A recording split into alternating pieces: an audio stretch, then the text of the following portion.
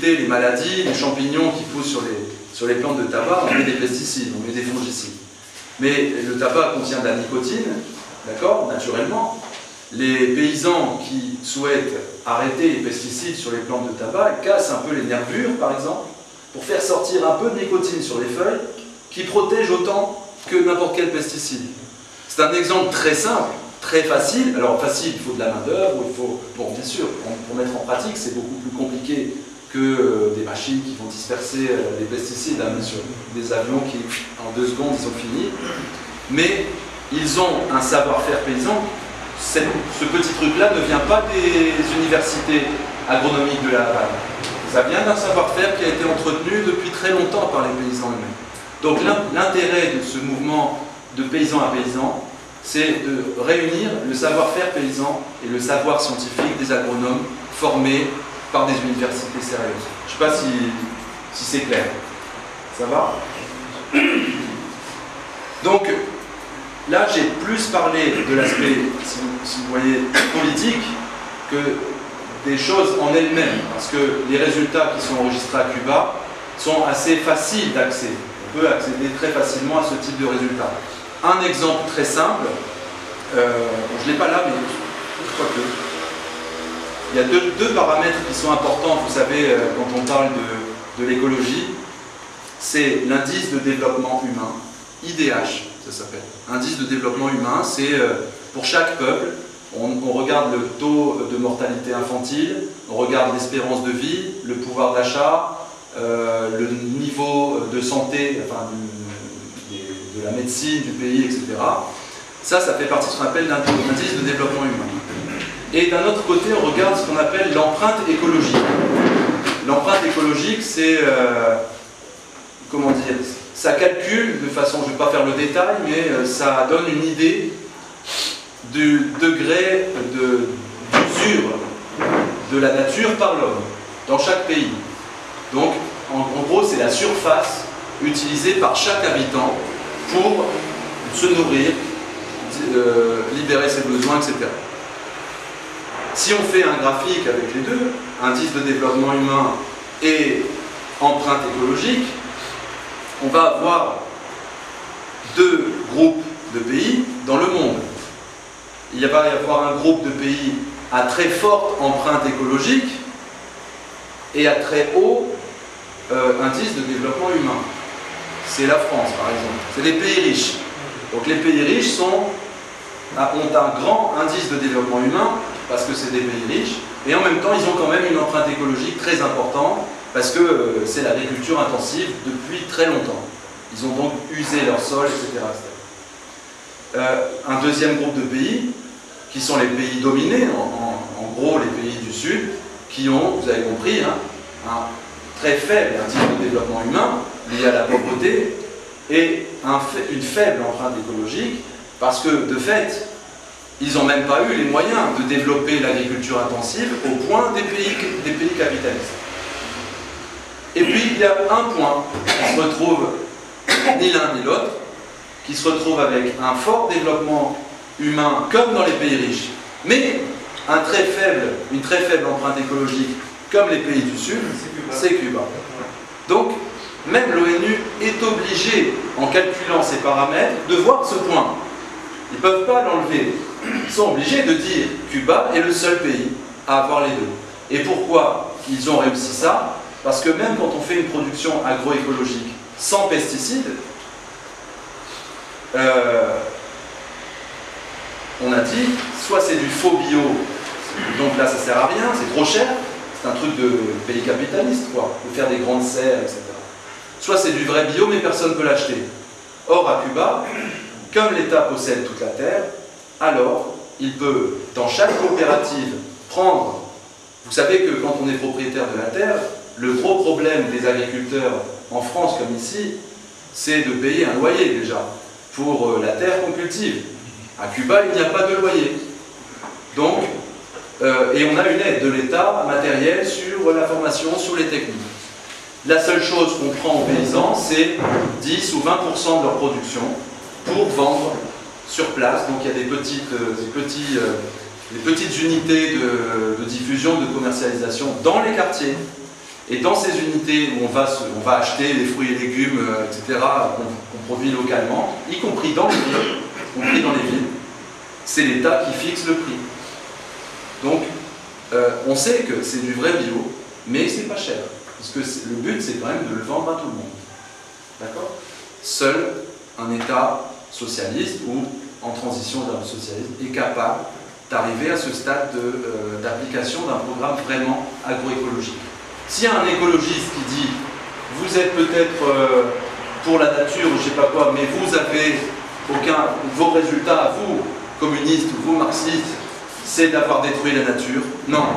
Le seul pays qui est l'avant-garde de l'écologie, aujourd'hui, c'est un pays socialiste. D'accord? Alors, j'ai pas de montre, je sais pas si vous pouvez m'aider, s'il me reste combien de temps à peu près? 10 minutes. 10 minutes, une demi-heure. J'entends une demi-heure, ça me... 10 minutes, mais... Je vais faire vite, parce que je pense que je me suis un peu étendu sur le cas de Cuba, parce que c'est important de comprendre les liens entre ce pays qui sort du féodalisme et la Tunisie, qui a en tête que pour avoir une vraie arme contre l'impérialisme, le modèle, je ne dis pas même seulement la réforme agraire, mais le modèle concret d'agriculture est important aussi. C'est un sujet de réflexion important. Et tous les pays qui ont été confrontés à la transition vers le socialisme se sont quand même posé un jour la question. Je pense au Burkina Faso, on parlait tout à l'heure d'autres pays, le Yémen du Sud. À chaque fois, il y a cette question de comment on préserve cette richesse nationale qui s'appelle la terre. Comment on n'en fait pas n'importe quoi, on fait ça dans la durée. Pas tout de suite, et après, dans 20 ans, on verra ce qui se passe. Si c'est une catastrophe, tant pis. Donc, ça, c'est important de bien comprendre. Ça ne se fait pas seulement... Alors, après, le travail, moi, j'ai fait un travail jusque-là.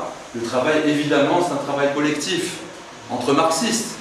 C'est-à-dire, quelles sont les possibilités d'appliquer un tel modèle agricole dans le contexte d'une réforme agraire ou dans le contexte d'une collectivisation, ou dans un contexte où il y aurait les deux systèmes, ou dans un contexte où il y aurait, je pense à Gemna par exemple, je discutais l'année dernière avec voilà, qui disait lui, voilà, c'est une coopérative, mais ils ne sont pas passés à l'agroécologie, ils n'ont pas encore les moyens d'arrêter les pesticides. Mais c'est une des données importantes, c'est pour eux quand même une ambition. Mais ça n'est pas réalisable aujourd'hui. C'est important, parce que ça montre scientifiquement qu'on ne peut pas faire ça. Même si on veut, on ne peut pas. Il faut avoir certaines conditions matérielles pour le faire. Ce n'est pas du romantisme. Il faut avoir certaines conditions matérielles pour le faire. Et donc, je ne sais pas si vous connaissez le terme de NEP, Nouvelle Politique Économique, mais vous savez peut-être que dans le début des années 20, Lénine lui-même, marxiste-léninisme, on ne peut quand même pas l'accuser d'opportunisme, il a dit la Russie est un pays féodal essentiellement, pour construire le socialisme, on ne peut pas le faire tout de suite. Il faut un recul tactique. Il faut un recul tactique, on va avoir un certain degré de liberté dans la production agricole pour accumuler des richesses et ensuite passer à la collectivisation. La NEP, c'est donc la nouvelle politique économique, c'est un recul tactique qui a duré quelques années. À un moment donné, on a changé, il y a eu un trouble. À Cuba, on pourrait presque dire que... À Cuba, on pourrait presque dire que, même si ça a duré plus longtemps, la période d'agriculture intensive, jusque dans les années 90, est presque ce qu'on appelle une NEP écologique. Pour appliquer l'agroécologie, il faut un recul tactique au début. Donc on ne peut pas accuser les pays du Sud de polluer. J'ai beaucoup plus de confiance dans un pays du Sud comme le Venezuela qui utilise le pétrole. J'ai plus confiance en un pays comme ça pour appliquer l'écologie que dans un pays comme la France qui fait la COP 21, qui fait des engagements sur le papier et qui ne fait rien. Parce que concrètement, même cette année, le Parlement vient d'enlever des aides financières aux producteurs bio en France. On vient de voter ça. Donc ils disent, mais ils font le contraire. C'est même pas qu'ils ne le font pas, ils font le contraire. Donc concrètement, ça c'est des choses qu'il faut savoir. Et même il faut savoir que dans un pays comme la France, Celui qui décide ça, au ministère de l'Environnement en France, est le plus connu de tous les écologistes. Il s'appelle Nicolas Hulot. C'est un écologiste très connu en France. Donc il avait la confiance, soi-disant, du peuple. Macron l'a nommé à ce poste-là. Il fait quand même les lois pour l'agriculture intensive, pour développer des pesticides comme le Roundup, etc., etc. Même lui. Donc on peut mettre n'importe qui à la tête du ministère de l'Agriculture, même si c'est un saint, dans un pays impérialiste, il n'appliquera jamais une politique écologique. Par contre, quelqu'un qui n'est pas écologique, mais qui est soucieux de l'indépendance nationale du pays, malgré lui, il va appliquer une politique écologique. Malgré lui. Vous comprenez bien le... Et ça, c'est une position matérialiste de dire ça. C'est bien la matière qui décide de ce qu'on fait. Ce n'est pas les idées, la gentillesse ou le romantisme. C'est la nécessité du moment. En URSS, il a fallu de la même façon avoir une réforme agraire, avoir une période extrêmement difficile de collectivisation, et jusque la guerre, parce que la guerre, la Deuxième Guerre mondiale était une période très particulière. Vous imaginez bien que à ce moment-là, la question de l'écologie, ce n'était pas la première question. C'était d'abord d'enlever les nazis et ensuite de reconstruire le pays. En 1948, l'Union soviétique est en ruine. Ils ont perdu des dizaines de millions de soviétiques dans cette guerre. Et pourtant, cette année-là, jusqu'en 1954, ils appliquent ce qu'il faut dire, il faut nommer ça comme ça clairement, la plus grande campagne d'agroécologie du monde de l'histoire.